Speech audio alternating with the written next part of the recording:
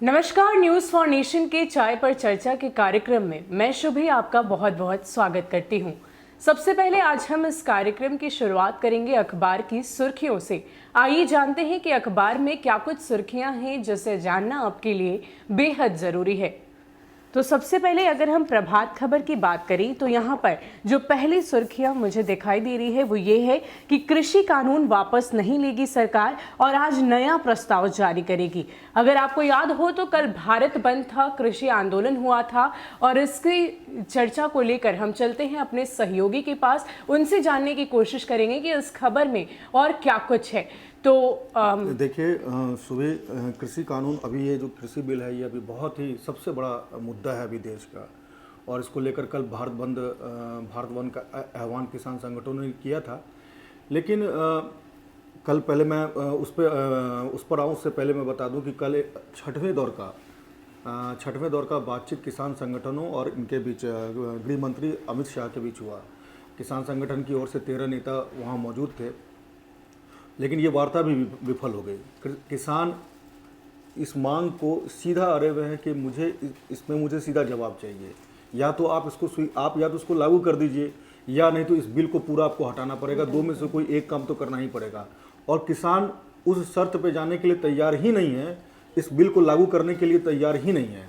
हालांकि आज फिर किसान संगठनों का आपसी बैठक है, क्योंकि किसानों को गृह मंत्री की तरफ से भारत सरकार की ओर से एक लिखित प्रस्ताव भेजा जाएगा, जिसके बाद किसान संगठन इस पर बैठक करेंगे। आज 12 बजे दिन में उनकी बैठक होगी प्रस्ताव मिलने के बाद। तो ये बिल्कुल अब एक आर पार की लड़ाई बन चुकी है। ये इतना बड़ा आंदोलन हो चुका है कि अब ये आर पार की लड़ाई भी बन चुकी है। किसान मानने के लिए तैयार ही नहीं है, उनके बिल को बिल्कुल मानना नहीं चाहते हैं। ये जो नया प्रस्ताव है इसमें क्या कुछ हो सकता है? इसमें अभी जो भारत सरकार संशोधन करने की बात कह रही है कि हम संशोधन करके देते, लेकिन वो संशोधन नहीं चाहते, वो बिल ही नहीं चाहते हैं। वो पूरे बिल को खारिज करना चाहते हैं। लेकिन भारत सरकार ने कल बैठक में सिरे से साफ तौर पर स्पष्ट कह दिया कि हम इस बिल को चेंज नहीं करेंगे। अब आगे आज 12 बजे के बाद जब बैठक होगी उस पर उसके बाद क्या हो सकता है, क्या होगा, उसके बाद निकलकर सामने आएगा। यानी कि आज बड़ा दिन है, 12 बजे कुछ ऐसे उससे पहले हम बात कर ले कल इसी कृषि बिल को लेकर कल भारत बंद था, और इस बंद के दौरान आप देख सकती है हर अखबारों की जो सुर्खियां हेडलाइन है, भारत बंद, बिहार में ट्रेनें रोकी, हाईवे जाम। मैं यहाँ एक चीज मेंशन करना चाहता हूँ कि देखिए, इस आंदोलन में अगर आप गौर करें तो बिहार के किसान दिल्ली बॉर्डर पर नहीं गए। बिहार के किसान उनको कृषि बिल का उन्होंने विरोध भी नहीं किया। विरोध कौन कर रहा है? विपक्ष में बैठे हुए। इसको एक सियासत, पूरी तरह से एक सियासत रंग दिया जा चुका है। अब राजनीतिक लोग इसको पूरा आप हर स्टेट में देखें, कई जगह तो बंद विफल भी हो गया, लेकिन बिहार में एक तरह से जिस तरह से कल पटना के डाक बंगला चौराहा पे पोस्टर फाड़े गए और कई जगह वहाँ पे हाथापाई हुई, कई जगहों पे खगड़िया में एक जगह वहाँ पे आपको देखने को मिला होगा, किसान उठाकर उसको रेलवे पटरी से बगल हटाया गया। तो ये कल गुंडागर्दी की गई, अगर एक तरह से देखा जाए तो गुंडागर्दी, राजद की गुंडागर्दी हुई, कल वामपंथों की गुंडागर्दी। भाई आपने हाईवे जाम कर दिया, जबकि आपको एक चीज अहम बिंदु बता दूं मैं आपको, किसान संगठन की ओर से एक दिन पहले एक एडवाइजरी जारी की गई थी कि सिर्फ 11 से लेकर 3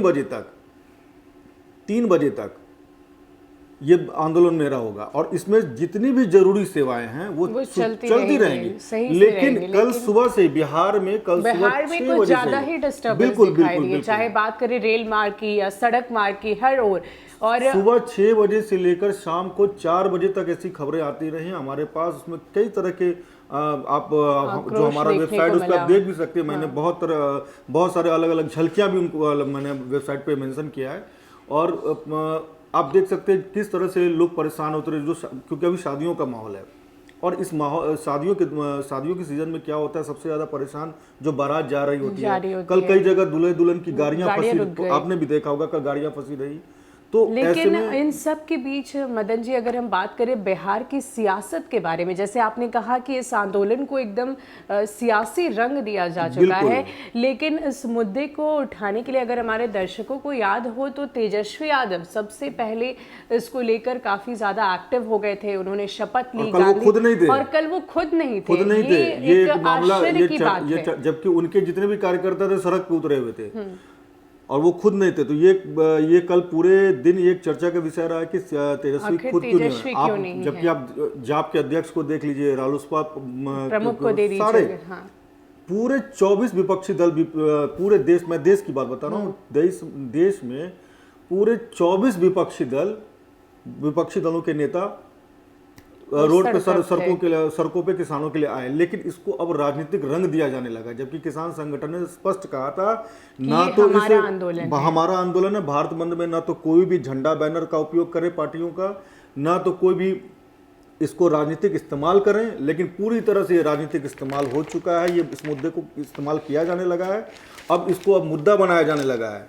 किसान मतलब बिल्कुल किसान को लेकर तो अब विपक्ष बिल्कुल इस तरह से मुद्दा इसको अब एक हमलावर हो चुका है, अटैकिंग मोड में विपक्ष आ चुका है। तो सुशील कुमार मोदी ने भी कल बड़ा बयान जारी कर दिया, तेजस्वी यादव को कह दिया कि वो राहुल गांधी के जैसे, राहुल गांधी एक युवराज के तौर पर हमेशा विपक्ष में बैठे रहेंगे, विपक्ष में ही बैठे रहेंगे। ये भी उन्होंने एक बड़ी बात उनकी तरफ से बिल्कुल बड़ी बात है। और आप चुनाव के दौरान आपने देखा होगा, चुनाव के दौरान जब पीएम मोदी जब यहाँ आए थे तो लगातार हमलावर बने हुए थे और ये कह भी रहे थे और उत्तर प्रदेश की बातें भी कर रहे थे कि जिस तरह देखिए दोनों काला कोट पहन के काला कोट पहन के दो युवराजों का क्या हसर हुआ, वही हसर बिहार का भी हुआ। यहाँ भी दो युवराज यहाँ पे आए हुए काला कोट पहन के।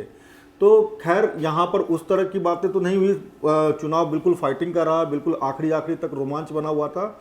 तो अब सुशील मोदी शुरू से तेजस्वी लालू परिवार पे बिल्कुल कटाक्ष करते आए हैं और अब ये इन्होंने इस तरह का बयान दे दिया कि भाई आपको भी राहुल गांधी की तरह हमेशा विपक्ष में बैठना पड़ेगा। ये तो भविष्य के गर्त में है, बिहार की सियासत की बात हो गई, आंदोलन की बात हो गई। लेकिन अब हम बात करेंगे कोरोना के बारे में, क्योंकि कोरोना की वैक्सीन को लेकर आए दिन नई नई खबरें अपडेट हो रही है। और हाल ही में अगर हम पीएम मोदी की बात करें तो उन्होंने ऐलान किया कि दिसंबर के आखिरी हफ्ते तक या फिर जनवरी की शुरुआत में हाईकोर्ट ने भी कोरोना की वैक्सीन कल हाईकोर्ट ने भी निर्देश दिया है कि 60 साल कल हाईकोर्ट में बिहार सरकार ने एक रिपोर्ट पेश किया, जो भी कार्रवाई हो रही है बिहार राज्य सरकार की ओर से, उन्होंने एक रिपोर्ट पेश किया है कि भाई हमारा ये काम है। लेकिन कोर्ट ने इनको कहा है कि आप मुझे 60 साल से ऊपर जिन लोगों की जांच हो रही है, 60 साल से ऊपर के लोगों की क्या स्थिति है पूरे राज्य में, उनका एक ब्यौरा पेश करें और उसकी सुनवाई 15 दिसंबर को आगामी 15 दिसंबर को होने वाली है।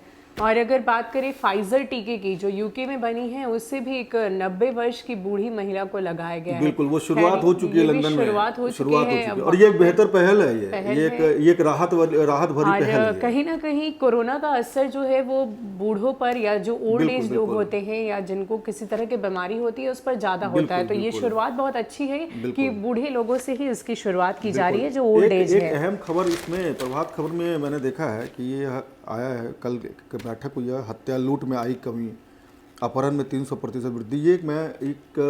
ये बड़ा मुद्दा इसलिए मानता हूँ चर्चाओं क्योंकि बिहार में अपराध का ग्राफ लगातार अभी इधर इस तरफ से अगर आप पिछले 15 दिनों की बात करें तो ये खासकर राजधानी पटना में भी जिस तरह से लूटपाट की घटनाएं हुई, एक महिला की हत्या कर दी गई, आंख में उसके गोली मार दी गई थी। और तो ये एक मैं अहम इसलिए मानता हूँ क्योंकि मुख्यमंत्री ने भी बैठक लेकर सीधे कड़े निर्देश दिए थे, हाई लेवल की मीटिंग की गई थी। उन्होंने साफ स्पष्ट कहा था कि मुझे क्राइम में कंट्रोल चाहिए। लेकिन कंट्रोल होता दिखाई नहीं दे रहा। लेकिन इस तरह के इस रिपोर्ट से पता चल रहा है कि कुछ हत्या और लूट की जो मामले आते हैं उसमें कमी है, लेकिन अपहरण के मामले यानी कि किडनैपिंग में 300% तक की वृद्धि हुई है बिहार में। आज ये प्रभात खबर में एक चर्चा, औसतन 25.23% वोट ही हासिल कर बन गए विधायक। देखिए बिहार विधानसभा चुनाव के बिल्कुल इस बार के चुनाव में। लेकिन सबसे बड़ी बात इसमें खास इस रिपोर्ट में ये है सुबह कि 2015 में औसत 25.09 था और इस बार 25.23 था। आप सोचिए कोरोना काल था, कोरोना काल में ये सबसे बड़ा चुनाव था ये बिहार विधानसभा। आपने पूरा चुनाव देखा, आपने पूरा चुनाव एंकरिंग करी, आपको भी पता होगा बिहार विधानसभा चुनाव में इस बार कोरोना में बहुत सारे लोग खासकर महिलाओं ने सक्रिय रूप से भागे और महिलाओं की भागीदारी ज़्यादा है, 27% के आसपास है।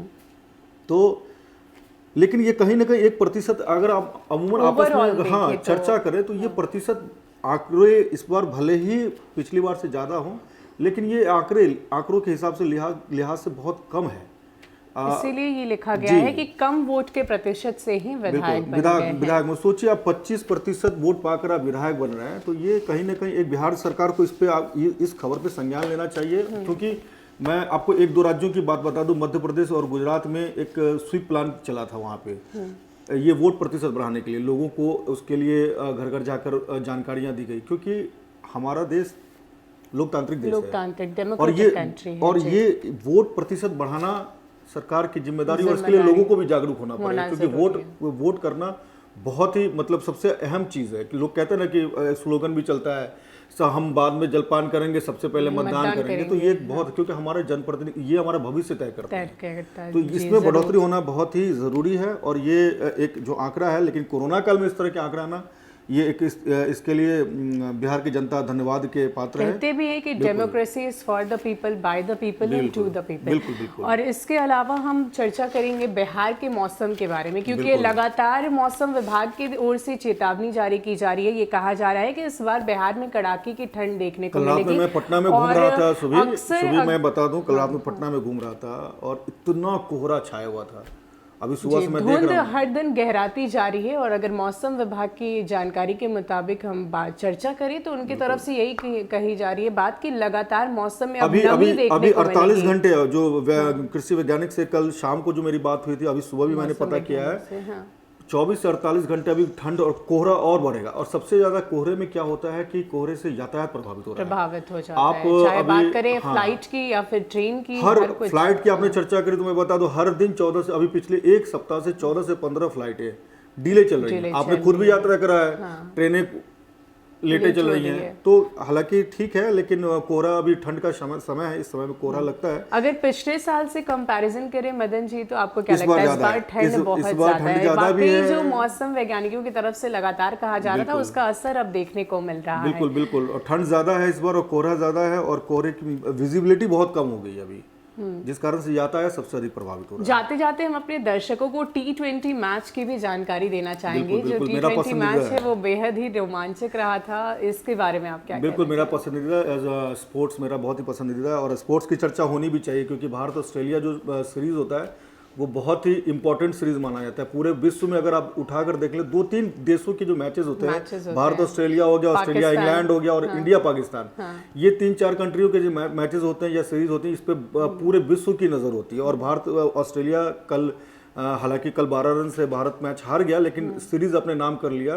तो एक तरह से आप बता दें कि देखिए, वनडे सीरीज ऑस्ट्रेलिया ने किया और T20 सीरीज भारत ने अपने नाम किया, लेकिन ऑस्ट्रेलिया में ऑस्ट्रेलिया को हराना ये बहुत बड़ी बात होती है। एक समय ऐसा था सुबह, मैं बता दूं, कि ऑस्ट्रेलिया में सिर्फ हम ये सोचकर जाते थे कि सिर्फ मैच खेलना नहीं है, सिर्फ हम बचाकर सीरीज ले आए, और हार तो पहले मतलब बिल्कुल जीतने की तो हम सोचते भी नहीं थे। लेकिन अब विराट कोहली की कप्तानी में पिछले आप 2016 देख लीजिए, 2018 देख लीजिए, फिर 2020 देख लीजिए, लगातार 2016 में भी T20 जीते थे, 2018 में टेस्ट सीरीज जीतना बहुत बड़ी बात हो, टेस्ट सीरीज जीते थे, और 2000 अभी T20 जीत चुके हैं हम। अभी 17 दिसंबर से इंडिया ऑस्ट्रेलिया टेस्ट सीरीज 4 मैचों की सीरीज शुरू होने वाली है, तो ये बहुत बड़ी खबर है। और सुबह एक मिनट एक चीज़ और बताना चाहूँगा, एक खेल से एक और बड़ी खबर है, अहम खबर मैंने देखा है। जो हमारे खेल मंत्री हैं किरण रिजिजू, इन्होंने जो खिलाड़ी, ऐसे खिलाड़ी जो पेंशनधारी खिलाड़ी होते हैं, उनके लिए पूरे देश में उनको रोजगार मुहैया कराने के लिए 1000 खेलो इंडिया केंद्र खुलने वाला है। ये तो बहुत बड़ी बात है, बहुत अच्छी खबर, इसलिए क्योंकि देखिए क्रिकेट में पैसा है, बाकी बहुत सारे अगर आप स्पोर्ट्स देखें तो उसमें बहुत सारे पैसा नहीं आते हैं। अमूमन आप भी जब एंकरिंग या खबर पढ़ती होंगी तो आप कभी ऐसी खबरें सामने आती है कि भाई किसी ने 100 मेडल जीत लिए, लेकिन आज वो सब्जी बेच रहा है, तो लोग हतोत्साहित हो जाते हैं कि ऐसा कैसे हो सकता है। तो ये केंद्र खुलने के बाद 1000 जब केंद्र खुल जाएगा, तो ऐसे खिलाड़ियों को जो संन्यास ले चुके हैं खेल से, उनको उन्हें रोजगार मिलेगा। तो बाकी जो बच्चे जाएगी या फिर किसी भी तरीके का रोजगार, जो बाकी बच्चे आने वाले हैं, उनको ये लगेगा चलो अगर हम जो भी स्पोर्ट्स कर रहे हैं, हमारा लाइफ सिक्योर है, क्योंकि हमें इसमें 1000 केंद्र खुलने के बाद हमें इसमें रोजगार मिल जाएगा। वाकई ये खेल जगत से जुड़े सभी खिलाड़ियों के लिए एक अच्छी खबर हो सकती है। तो फिलहाल के लिए आज इस चर्चा में इतना ही। हमें दीजिए इजाज़त। नमस्कार।